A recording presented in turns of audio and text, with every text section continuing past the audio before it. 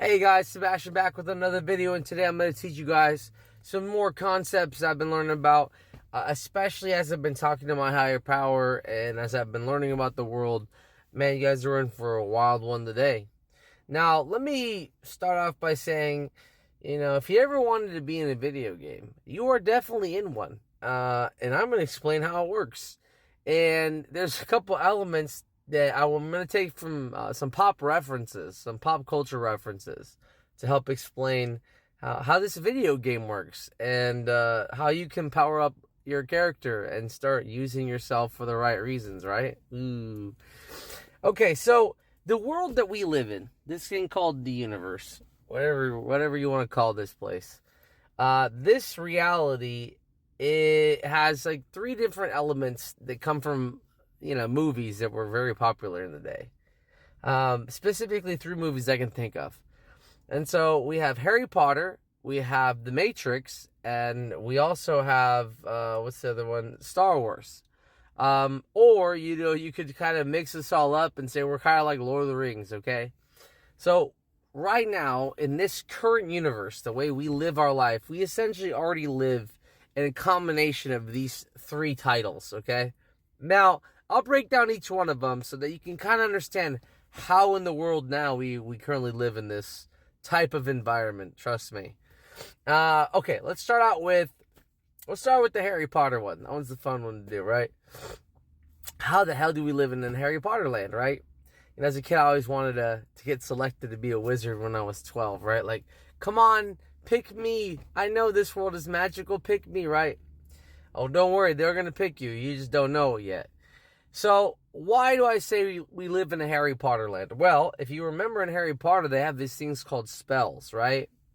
Now, ironically, there's these things that you take in school called spelling test.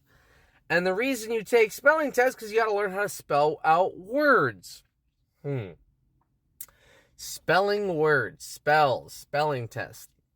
It's wild, but I'm sure that you've had sleepless nights over something somebody said to you. I'm sure you've had a horrible day and a day ruined by something somebody said to you. I'm sure somebody's words were so powerful they made you do something that you didn't want to do. Like you felt enchanted, like you had to do it, like something in you because of the way they said it made you do it. And that's because words have a lot of power. Words are so powerful that some people can convince you to give all your stuff to them. Some people can convince you that they're the love of your life, even though they've lied to you every day, because of the words that they use. Another fascinating thing about words cannot be destroyed. If you remember in Harry Potter, the word Voldemort was a very weird word, right? They couldn't destroy the word Voldemort. They worried that if you said the word Voldemort, you would summon the entity Voldemort. And so their solution was don't say the word. Because just like something that is possessed, it's not that the thing is possessed, you keep saying the name of the thing that's possessed.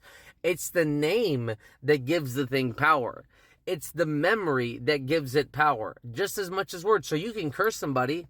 You can say you're never going to amount to anything. And all of a sudden they have 20 years of bad luck that they don't amount to anything. Why? Because of something you said to them. And again, you could heal somebody. You could say you're going to make it. So every day they fall down, they're like, they told me I'm going to make it. And so they use your words to lift up their spirits. So literally, we have something called spells. We have words. We can change nations with words or destroy nations with words. We can build empires or destroy them. We can build friendships or collapse them, all with words. Everything that you've done in your life probably was because someone told you with words to do it. And even crazier, when you don't have the spirit to talk, you don't use words. So when you have too much anxiety or you're too depressed, you ain't using any words. That's crazy. It's because you don't have any spirit left to talk, which is another thing. What other animals talk? I know everyone's going to say, parrots talk. Parrots don't talk. They mimic. That's not the same thing. They're not having full-on conversations. All right, we're having a conversation. I can make up a new word. Can a parrot make up a new word and actually define that word and know what that word means? And then guess what? Again, once a word is created, how do you destroy it? Can you destroy a word? How do you destroy it? You can't. It exists forever. As long as someone can put those things, in the right order, the word will come out, right? So how do we live in Harry Potter land? We literally cast spells. You can curse somebody, you can bless somebody, you can lift their soul, or destroy it, all with just the sound of your goddamn mouth. That's how powerful you are. You can change an entire country. There are religions that are only religions based on words. People have been following these words for how long? That's how powerful they are. Words are super fucking powerful. Don't forget. So that's Harry Potter land, right? That's one. Now, how do we live in the Matrix? Well, we live in the Matrix. Yes, we do. Now, here's the crazy part, right? So let's talk about the fountain of youth and how the system works. So first you work, you get all your work out, right? You project your energy into the world, and then you collect the fun and bring it back in. And now you have your soul has collected data, right? You've collected data about the world experience, right? So then you collect the data and you go back into the universe to go upload the data in there, right? We are living in a simulation right now. Don't worry, Neo. We are in the Matrix. Mr. Anderson's out there.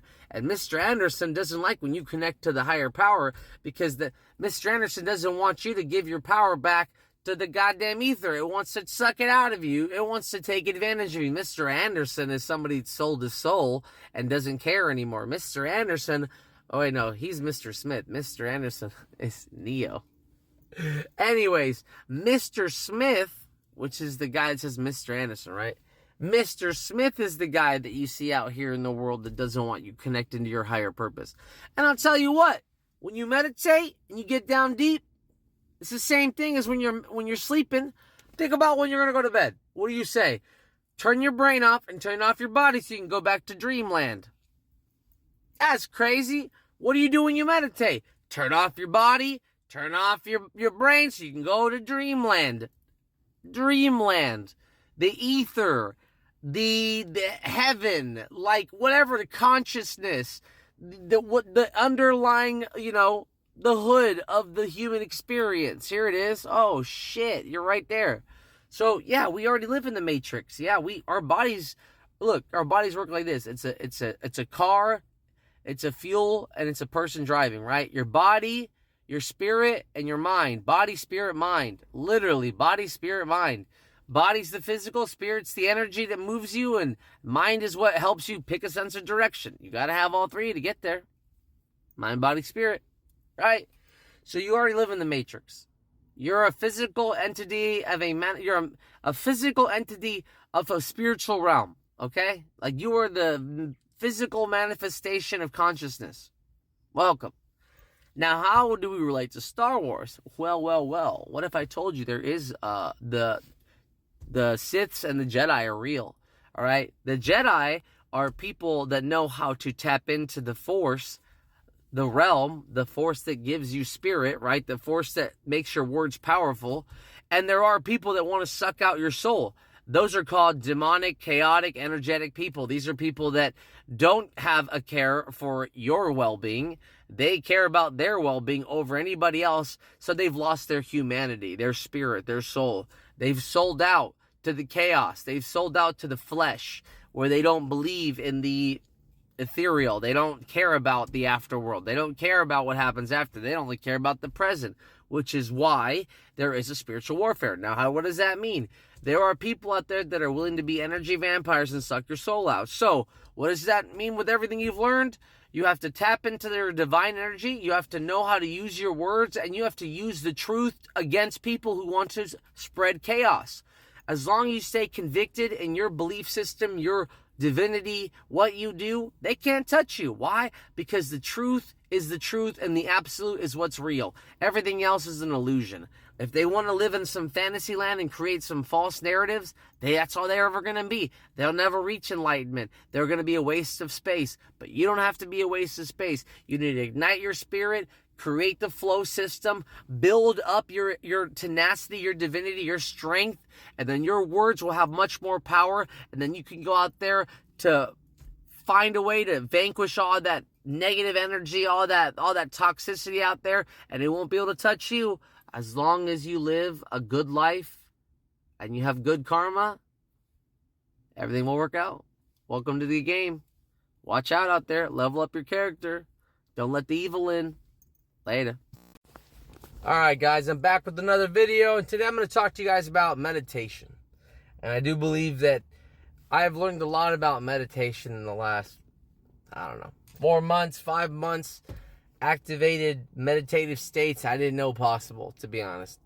When I used to view meditation, I viewed meditation as like, some kind of like hippy dippy, yeah, we're all calm and stuff. Yeah, like I didn't believe in it. Like I wasn't a big believer myself. I mean, and here's the reality. I've done yoga for years, like that kind of stuff. Having somebody with ADHD, it was so hard for me to believe in the system, like believe in like the deep breathing and the calmness and the blah, blah, blah. Like, yes, does it make you feel better? Yes. Does it make you feel more calmer? For sure, right? Like commercialized meditation is great for calming down your nerves in a shitty moment, right? Sure, why not, right? So like the concept itself is good. Just like as much as like the concept of like religion can be beneficial to some extent, right? Like the core principles of what they're trying to teach, I understand, right? I can get behind it. It sounds super nice. And so like, this whole idea of sitting down, staying calm, remaining collected, like, again, it sounds like a fantasy, like, oh, it's so nice. It's such a nice way to relax. That is not what's happening. This is like, same thing with religion, right? When you really get to the meat of what's going on, and when you understand, like, the power that you really have as a human being, when you really start to accept what you are capable of, like, literally, like, that you have some kind of connection with some spiritual realm that you fucking don't understand, because you've never been allowed to, when you can finally synchronize with that level of intelligence, that level of connection, that level of spiritual awakening, some shit starts to fucking happen. Like, it's real. And it just depends how real you want it to be, but it's fucking real. And I'll tell you exactly what that state looks like and how to achieve it and what you need to really get to that meditative state that you're looking for. And what is really meditation? Because in a lot of cultures, we use the word meditate. Well, okay. In different cultures, language tends to take away value of things or change what it means, right? So in one word, you might say meditation. Another word, you might say prayer. Another word might say nirvana or enlightenment. Like, literally, it's the same mechanism. All these people are talking about the same sensation. And I'm going to simplify it right now for you. I'm going to break it down for you so you can easily understand what meditation really is. So when you go to bed at night, there's two things you tell yourself. All right, let go of your brain and let go of your body. Let go of both so you can dream. You can go to the dreamland. Now, dreamland. What is dreamland? What is that? What is your dreams? Where are you going? Where are you dropping stuff off? Where is it? Where does it exist? Right? What is that ether, that plane of existence? How do you understand what that really is? And so here's what it really is. You want to know what the plane of existence is? I'm going to tell you right now. And so this plane that wherever your soul goes, your heart is your real soul. I'll tell you why. Your heart's been beating since the day you were born. And the day your heart stops beating, your soul's gone. Your soul is part of your heart. It's called heart and soul. We make these references all the time. And so your soul, your heart is the unlocker to the deeper state, the deeper universe. Because if your heart's racing and your heart's not right, it can't synchronize to the beat of the universe. You have to be able to synchronize your rhythm state to the universe, because there's a certain frequency that your heart needs to vibrate at, essentially, for you to unlock this state of being, essentially, right? You have to be in a calm state, which is why you can get there when you're sleeping, because you're in the most calm state you are. So if you want to get there while you're awake, you'd have to achieve sleeping status for while wakeful, right? You have to achieve the same degree of relaxedness while in a awake state. It's much harder to do when you're actively there, but it's not impossible to do. It's how you do it, right? And so you need to use your heart as a mechanism to center yourself. That's why you always go back to centering, right? Right here. It's the inside, it's the soul, it's the connection. So after a day of living, your soul will go back into the ether and reconnect. And so when you go to that place where you dream, that same mechanism, you can do that while you're awake. All right, so if you pose in the right way, right, you relax your body, you get yourself into a position where you're just allowing your body to flow, your chakra levels, or whatever you want to call it, your spirit, it's starting to flow. And so then what do? You relax your mind and you relax your body as if you're trying to go to sleep. And then you'll start noticing patterns. You'll start noticing kind of like a kaleidoscope effect. And your body's going to start vibrating at a certain frequency. And you got to start breathing, diaphragmatic breathing.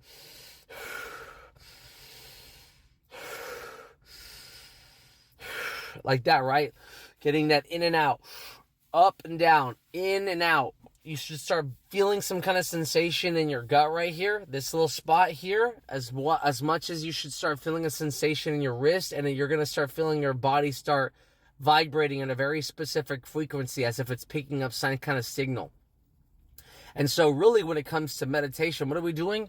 We're getting into a almost like a dreamlike state while we're awake. We're allowing our body to relax and get into a frequency so that we can start connecting with the ether. Now, if you want to have a sound about what the rhythm should be about your body, it's going to sound a lot like this.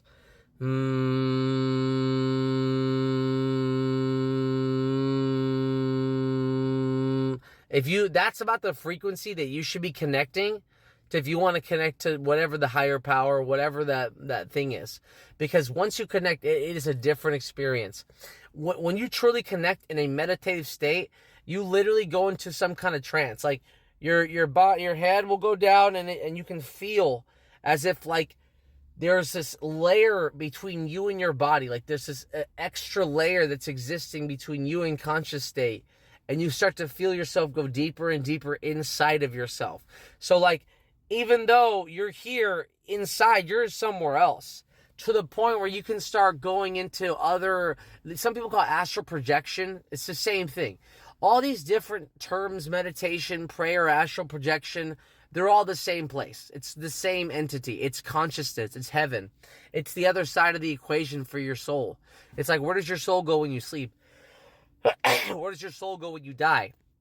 Right? So your soul visiting the eternal state while you're alive does affect the physical. It's when you've cut that physical part that you're just part of the ether now. You go back to the conscious state, back to the divine, back to the rationale, back to the whatever, the existence.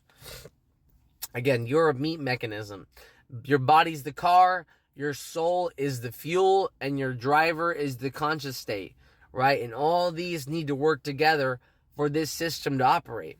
So if you ever want to learn how to meditate, it's very simple.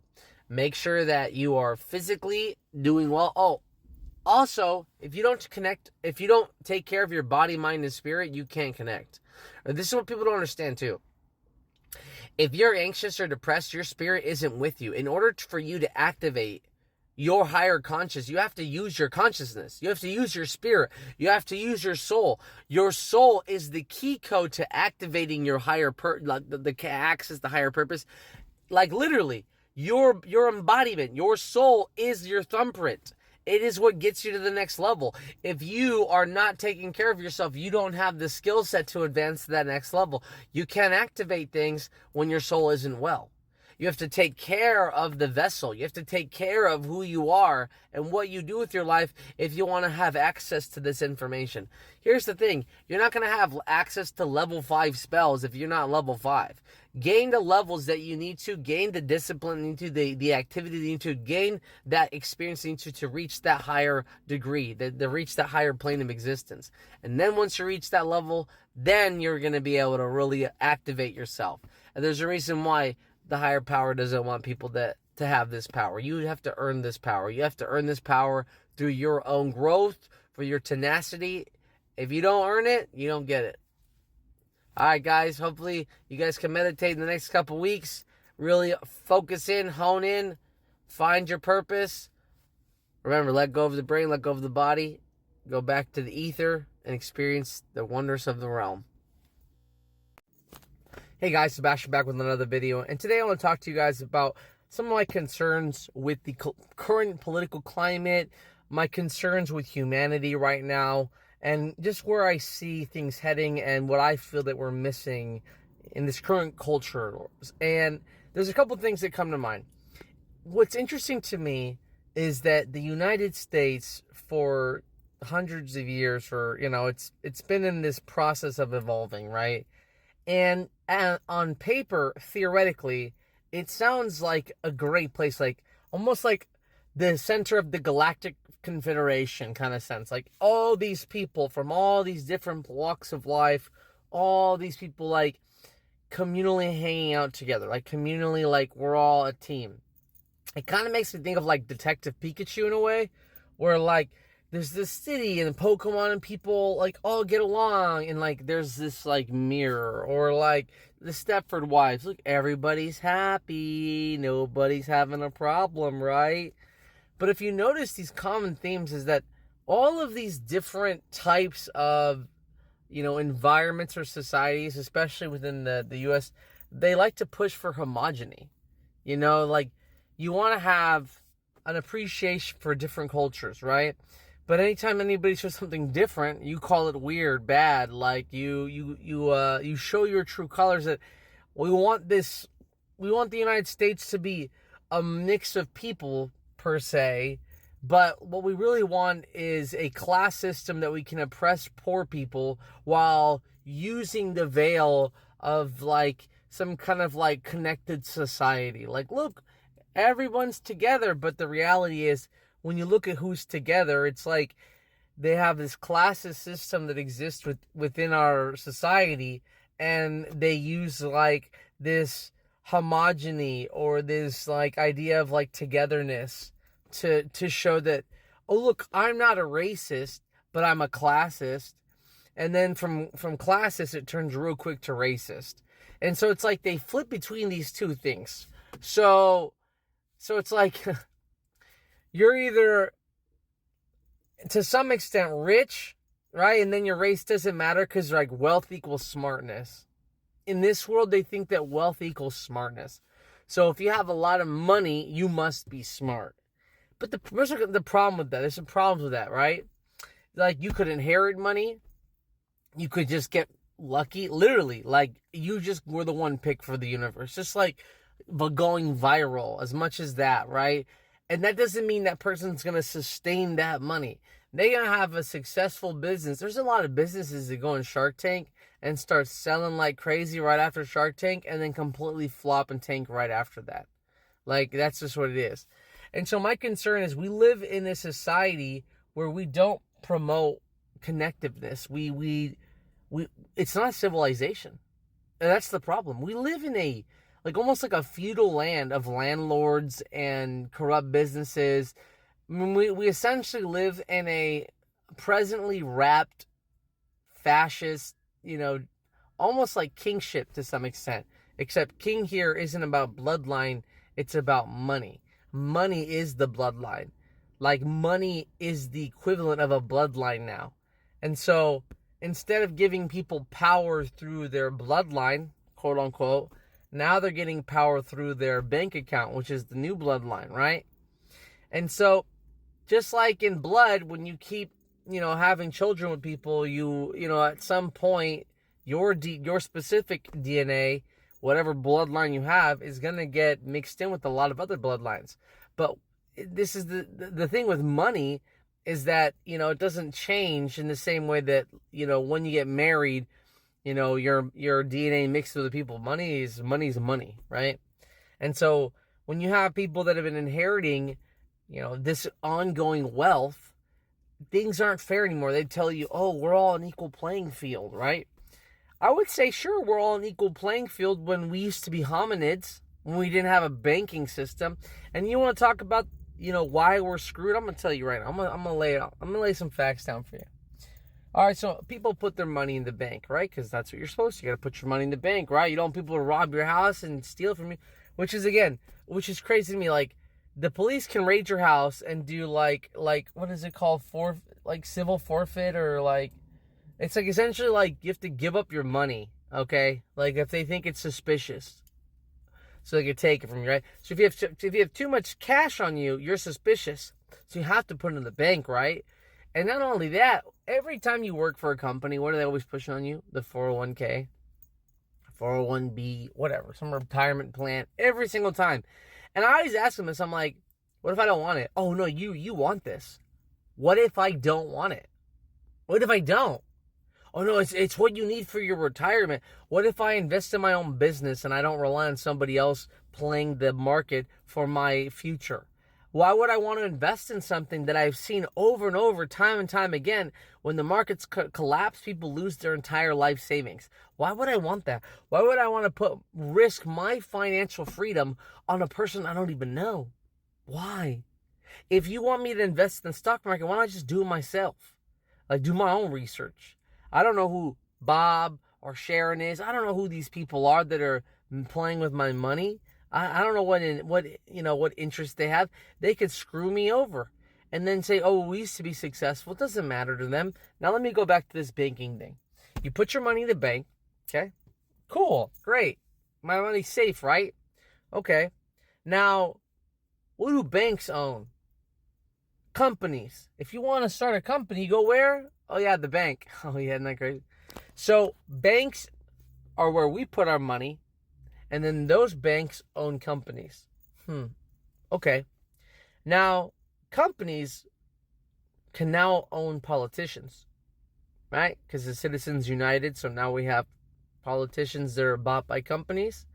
And then politicians can force people to do things with their money, like put it in the bank. And force you to put it in a bank. And force you to be part of this credit system that they created. And what's interesting about that is if you look back when COVID was here, it was interesting because there was this thought that, when we're getting all these COVID checks, people start putting them in savings, right? But if you remember what I said earlier, who runs the banks? Interesting, right? And so if I'm a bank owner, and all these people are giving me their money because I'm going to keep it safe for them, right? And when they give me their money, I'm over here, what? Investing in other things, right? Buying other companies, owning other people. So it's funny because then the bank that owns the company also is the company that's paying you to put the money back in the bank so the bank knows how much you have. Now, here's what's even crazier. When you have all this money, let's say society has all this money in savings. They know exactly how much money you have in savings. They know everything.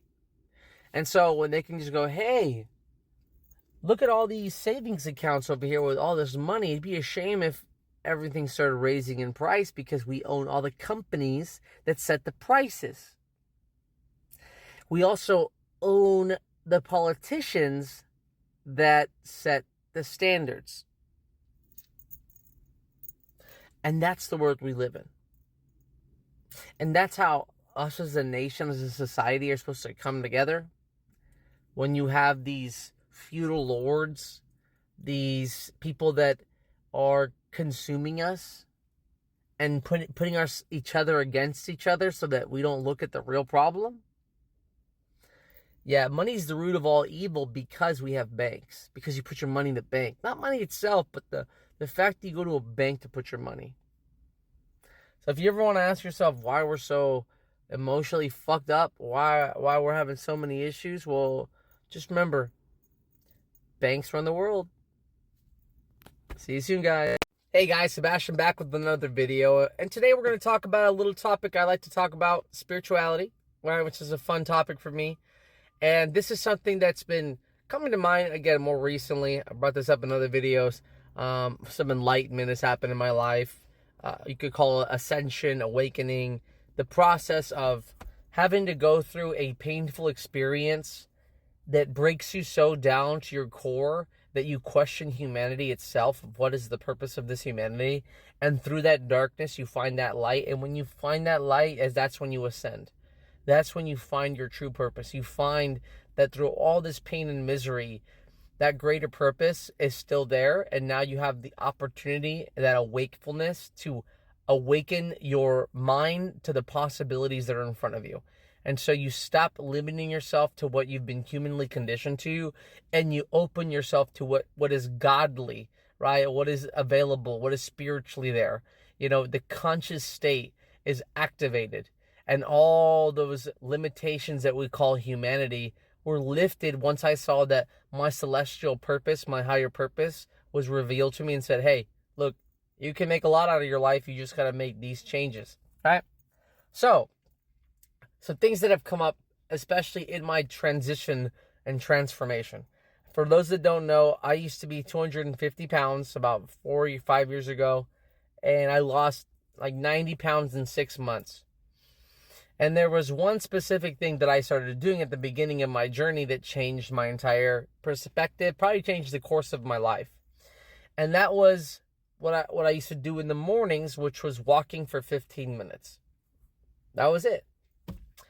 And that walking allowed me to remain grounded. It was a time for me to reflect on my day, to reflect on my night, to reflect on my life and what am I doing.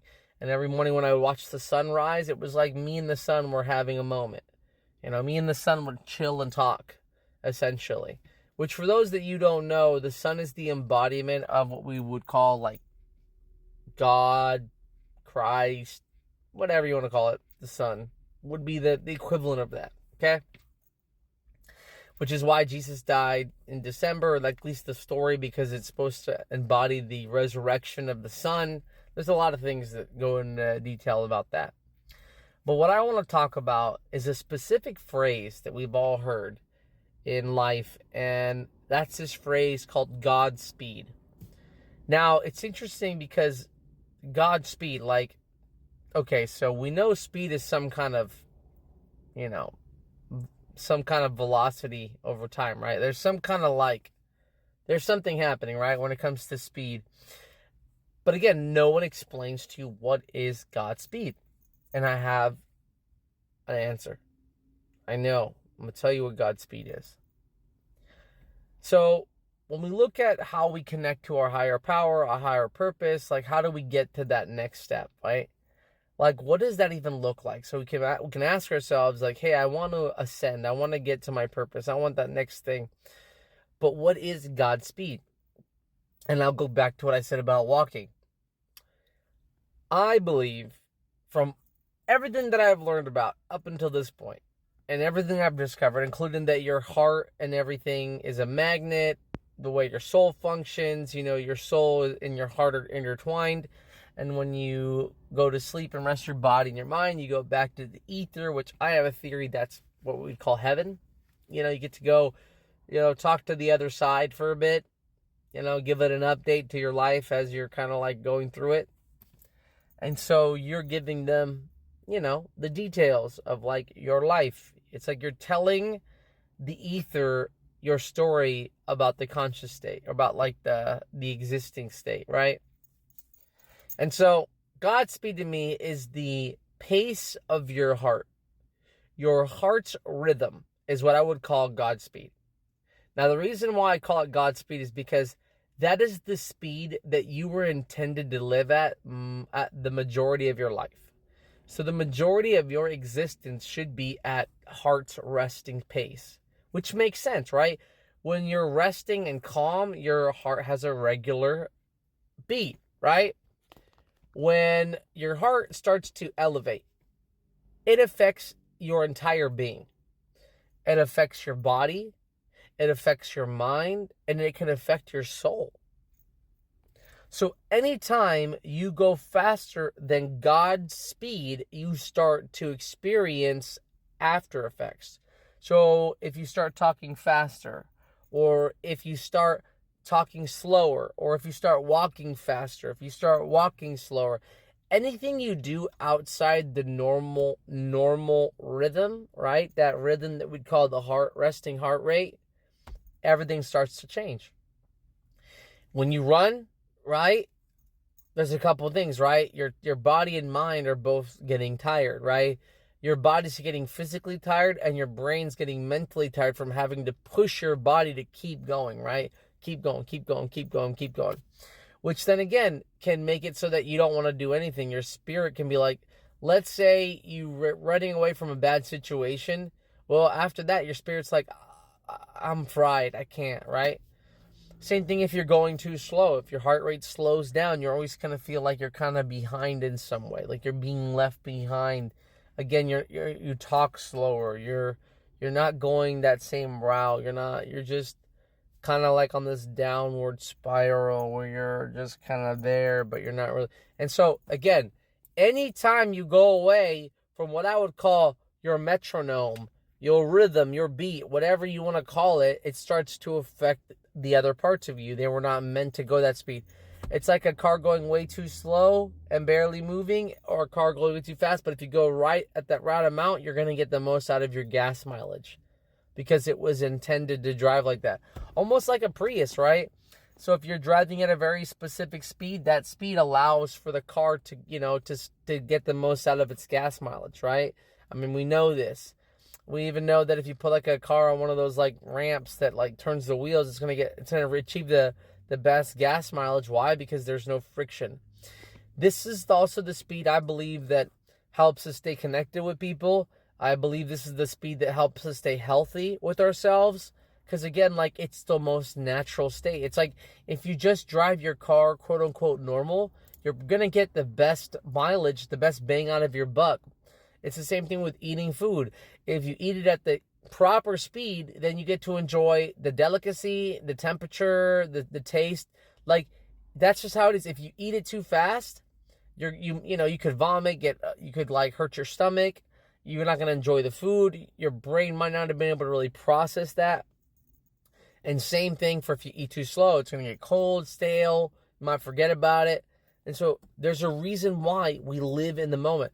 There was this quote from Kung Fu Panda. It's about why the living in the moment is like a present from the universe. Because in order to have miracles happen to you, in order to have these special moments happen to you, you have to be living in the moment. If you're not living in the moment, then you're not going to be able to access these special moments because they only happen in that moment. It's like an Easter egg. If you're not watching the movie, if you're not paying attention, then guess what? You're going to miss out on those little details. And so you can miss out on special opportunities, special memories, because you're distracted by other things. Life was only meant to live in the now. You weren't meant to live in the future, the past. It was meant to live right now. Because if you could live in the future and past, you never enjoy the present. So then nothing would really matter, because then you'd always be focusing so much on having the perfect outcome that ask how come? How come this? Instead of, I have to change it, I have to alter it. Once you can alter time and alter things, that's where your focus goes. You no longer enjoy the experience. You're trying to perfect everything. So I just thought I would teach you guys what Godspeed means. It means kind of like going with the flow, right? The flow of time, the pace of life. Just follow your heart, literally, and everything will work out. I'll see you guys on the next one. Hey everybody, it's Sebastian back with another video, and today I want to talk to you guys about a new concept I've come up with recently, and it has to do with your spirit, it has to do with sleeping, it has to do with how the body functions with the eternal realm, with the divinity realm, whatever you want to call it, the other side, where our conscious state's from, where our ability to like manifest comes from, all these different things, right? Your energy sources. And so what it comes down to is this. So let's break down the body like we usually do. So if you break it down, there's mind, body, and spirit, right? So mind, body, spirit, mind, body, soul, mind, body, heart, whatever you want to how you want to consider it, right? And so again, how does the human body work? How does the human existence work? So you have the physical, you have your heart, which is your drive, and then you have your mind, which is the thinker. So you have the physical, the heart, and the mind, right? Now, here's where things get really interesting for me. When you're thinking of sleeping or going to bed, right, there are a really specific set of things that need to happen. And especially when you come to like my modality and things, there's some very specific things that have to happen. So let's start again with the theory that you are the fountain of youth. Okay, so first you have to work, play, rest. Work to get out the stress, play to fill in the fulfillment, and rest to rest both body and mind, right? Now, here's where it gets really interesting. When you go to bed, all right, you're trying to turn off your mind and turn off your body. So when you've had a good day of productivity, your mind says, I am exhausted, I'm ready to go. And when you've filled up with fun, your body says, man, I'm tired, but I'm full of fun and I'm ready to go. And now this is when you're able to relax the mind, fulfill the body, and find the center. Now, what's happening when you go to bed? You're resting your mind, body, but what's happening to your spirit? What's happening to your heart? What's happening to your soul? That's where things start to get very interesting. So what I believe is happening, when your heart reaches a certain rhythm, resting heart rate, a very specific rest state, right? Your heart activates and then you go to the other side. And this is why you have dreams and nightmares. And dreams and nightmares are really specific. Why do we have dreams and nightmares? Dreams are things that we aspire towards. They are things that could come up in the future, are what we like from life, kind of just like exploring our interest, exploring our thoughts in a very open-ended way, right? And so these are what dreams are.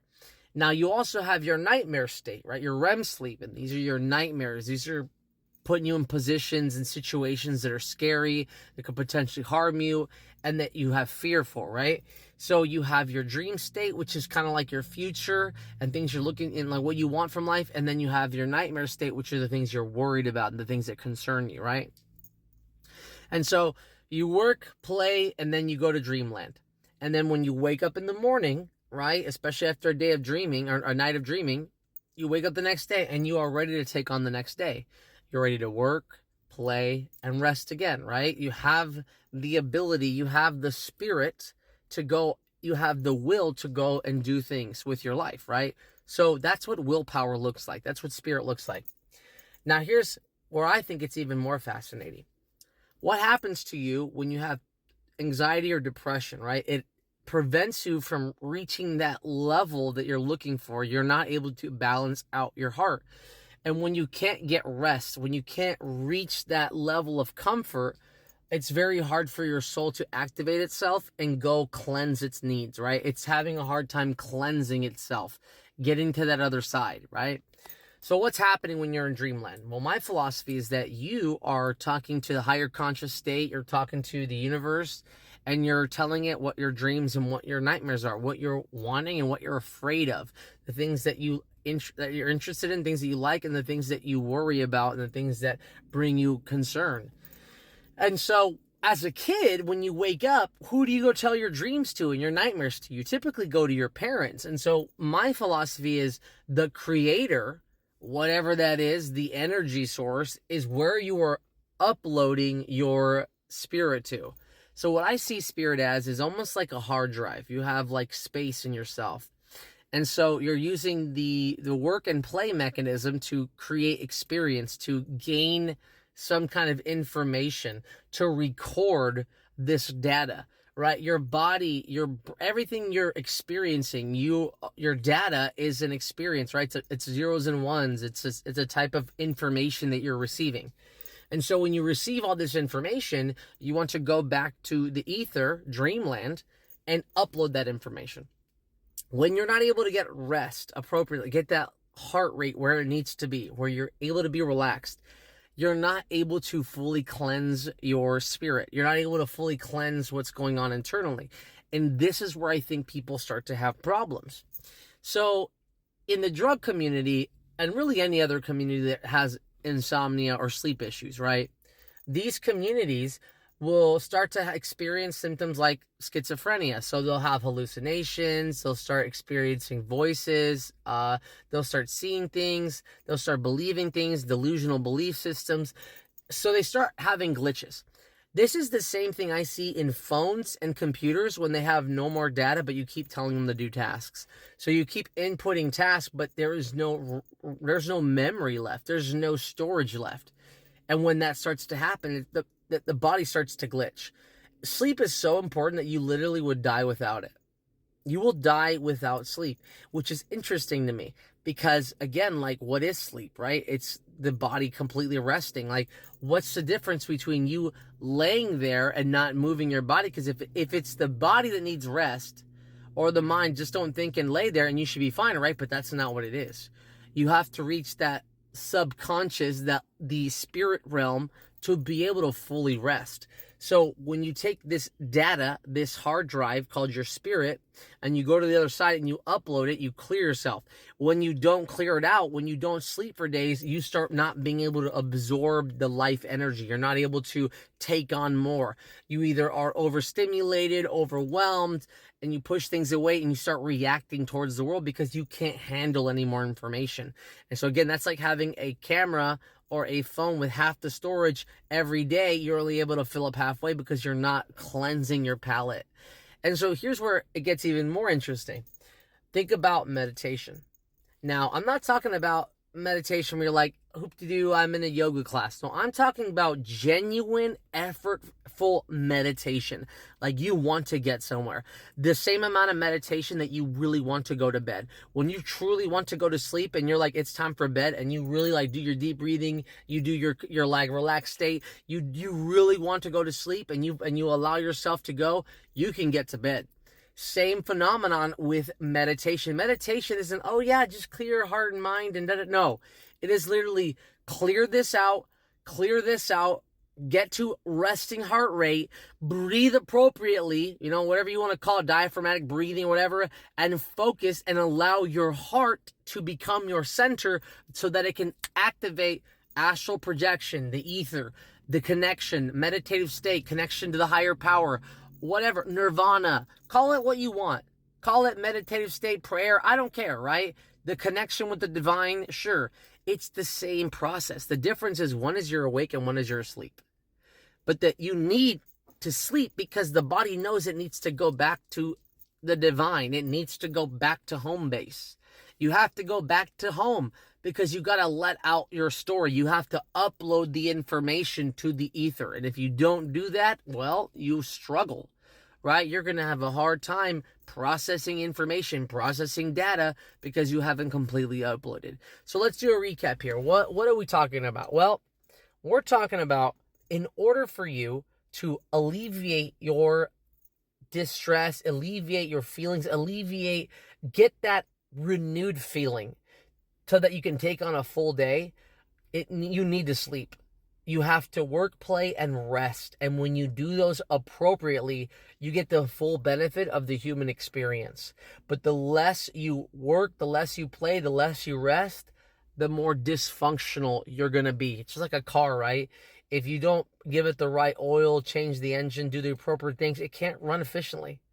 So if you want to run efficiently, you have to operate the system as efficiently as possible. All right, guys, hopefully that's helpful. Take it easy. We'll see you on the next one. Bye.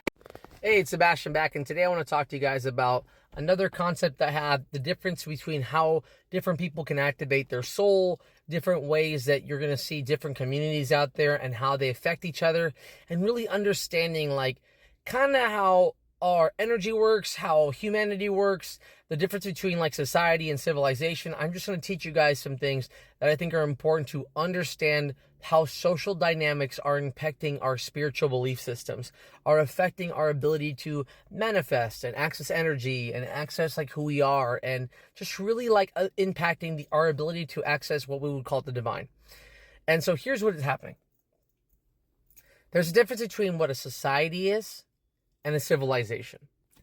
And a society has a finite amount of progress that it can make. It is a system that is designed to oppress people, keep people in class states, and just continue the status quo. A civilization is a group of humans who are trying to work as a collective to reach the highest potentials of human capacity. Right? This is an enlightenment age, a golden age. But the problem is, in order to have that, you have to have a civilization. A civilization, again, is different because it wants to, as a collective, be the best version for humanity. Versus a society which is all about controlling the means of production, controlling the means of goods. Like, it's a very, like, systematic, law enforcing type of environment.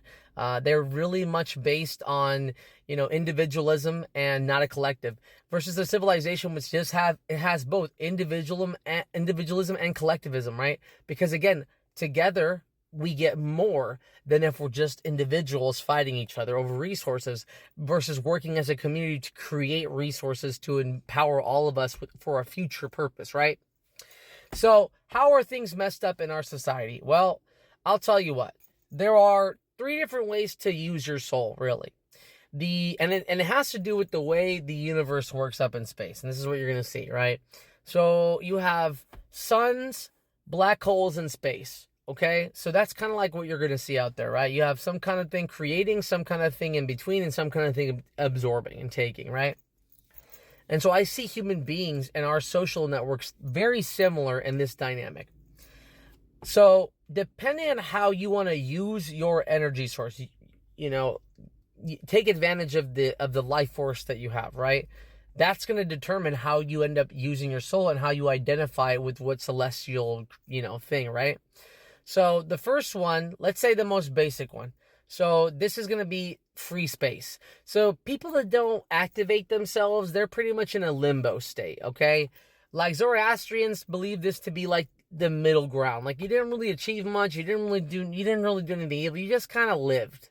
You just kind of groundhog, you're NPCing it up. You pretty much became an NPC. Like your life didn't really achieve anything, you didn't really do anything bad, but you really just kind of lived a very classic 9-to-5 boring life, right?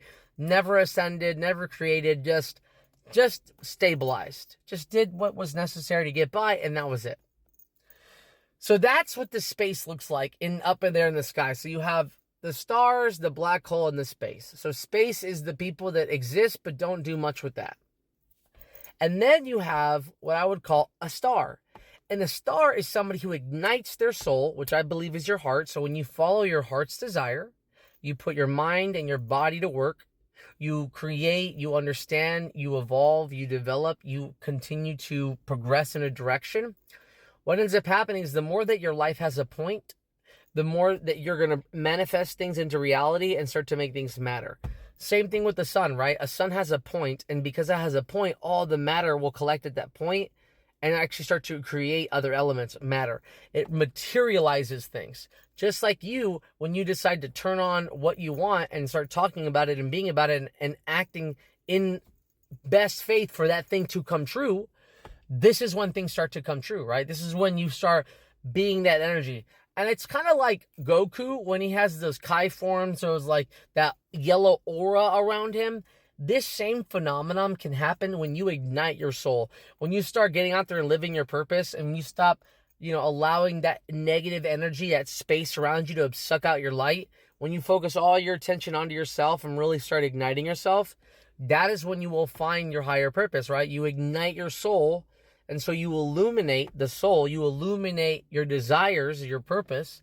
And what that does is that allows you to make things matter. So when a sun dies, right? The way it dies is it runs out of energy because it's made stuff and it runs out. It pretty much eats itself. We all die, right? I, as a person, my soul will no longer be here one day. The thing that is in this specific body, in this specific way, cannot come back. That is gone. But the things that I do while I'm on this planet with my soul power can continue to influence, motivate, and change the history of the people that are beyond me, right? Because my life mattered, things will be influential towards those people.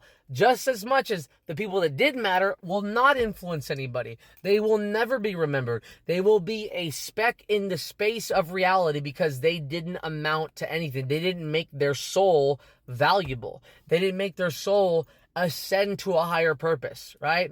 Now, interestingly enough, I believe, and I think a lot of religious belief systems come back to this, if everybody turned their soul on and found their purpose and started living authentically to who they were meant to be, right, living who you are, it would be heaven on earth, literally. It would literally be heaven on earth because everybody would be a star. And what's heaven supposed to be? This beautiful, bright place, this illuminated place. Well, the earth could be that if people would light their soul and ignite themselves. We would have that here. Now I'll tell you the last one, the black holes.